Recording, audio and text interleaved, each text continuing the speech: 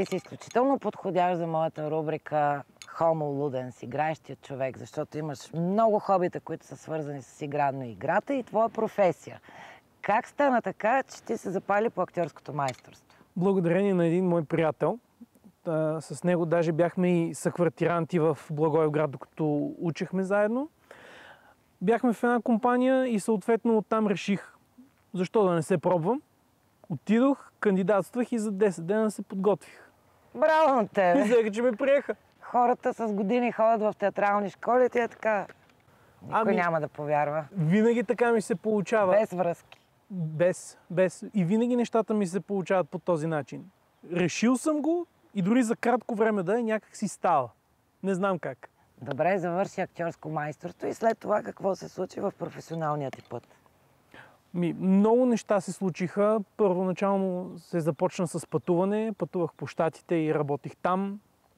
Прибирах се тук, продължавах да уча. И накрая вече, след като удари COVID, бях едно известно време без работа. Бях в процес на търсене, даже бях започнал и един моноспектакъл да работя с мой друг приятел, режисьор.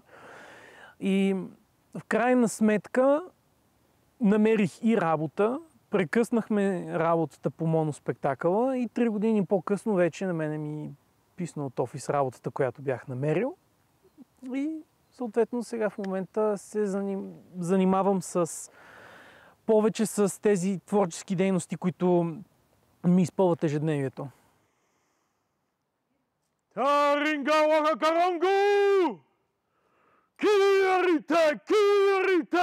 Киямау!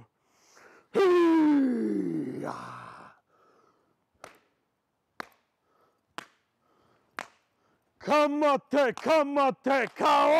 каора, тенене тананга уифи хикити тера.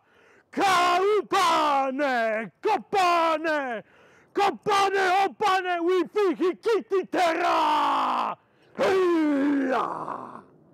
Какво видях току-що?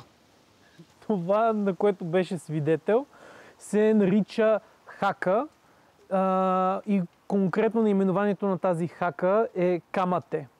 А хаката е боен танц на полинезийските народи, конкретно на маори. И с този танц те са се подготвили за битка.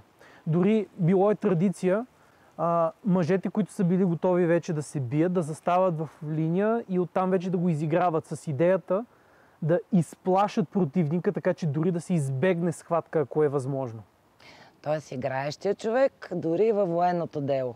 Точно много хубав паралел направи с играещия човек в военното дело. И дори във всичко може да се намерят някакви паралели, които да служат като опирни точки. Като допирни точки. И в случая сега, как изобщо стигнах до този танц е от чиста доза любопитство. Започнах да ровя в интернет за различни видове бойни танци, за различни видове бойни окраски, защото маори народа има много хубави, пъстри, изключително детайлни татуировки. Те са по лице, по тяло, дори най-вече, ето, пример ми от скалата. Още от малък му се възхищавам и той ми служи като един вид пример и оттам вече се запитах, чакай малко, този танц виждал съм го някъде и започнах просто да търся и лека по лека стигнах до него. Той къде го играе? Той конкретно не го играе някъде, но например актьори като Джейсън Момоа са го правили дори на червения килим. Но най-вече го гледам как се прави той е като поздрав дори. Някои го използват за да изпратят някой учител. Цял клас, например в Нова Зеландия от ученици, става и за учителя си, който напуска, правят пред цялото училище хака. Това е нещо огромно. И то самата вибрация, ти дори като го гледаш на видео я усещаш. Ето сега мисля, че е момента да си поговорим за твоя учител. който е свързан много с играещия човек, танците, движението. Това е Саша Хонк, която вече отдавна не е сред нас, за съжаление. И мисля, че не само на 24 май, но може и в една такава есен да си спомним за играещия човек, наш учител Саша Хонк. Разкажи ми за нея. Беше толкова пластична, че не можеш да й познаеш възрастта.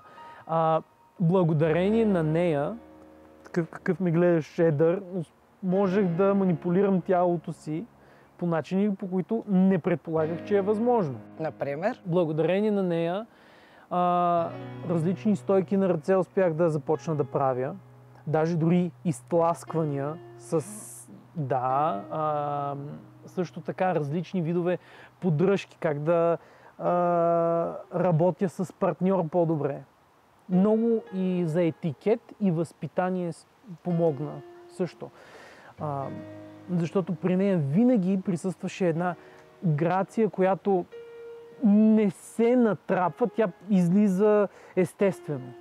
От нея знам най-добре, че примерно за един мъж е нужно да има насока. Не говоря само да има някаква цел в живота, но да умее да насочва вниманието и енергията си. Това е едно от най-ценните неща, на които ме е научила. И ме научи на това само като ми каза как да си държа краката. Не така, като седа прав, да не са така разкрачени, изправени, за да има точна насока. Аз съм виждала с тебе подкаст, аз съм виждала с тебе игри. Аз знам, че ти играеш и като актьор и че обичаш да правиш и дублажи. Всичко това са умения, които си придобил в училището за актьори.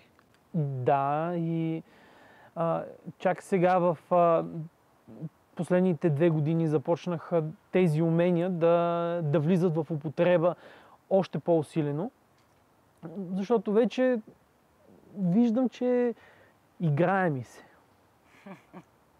Каквото и ще да правя, на мен ми се играе. И дори днеска сутринта, докато си мислех за нашата среща, това го осъзнах. Каквото и да правя, винаги го гледам под формата на игра. На мене това отвътре душата ми го иска. Това ме влече. Ако нещо мога да го превърна в игра, дори ако е само в моята глава, е достатъчно, за да мога да направя това, което е нужно.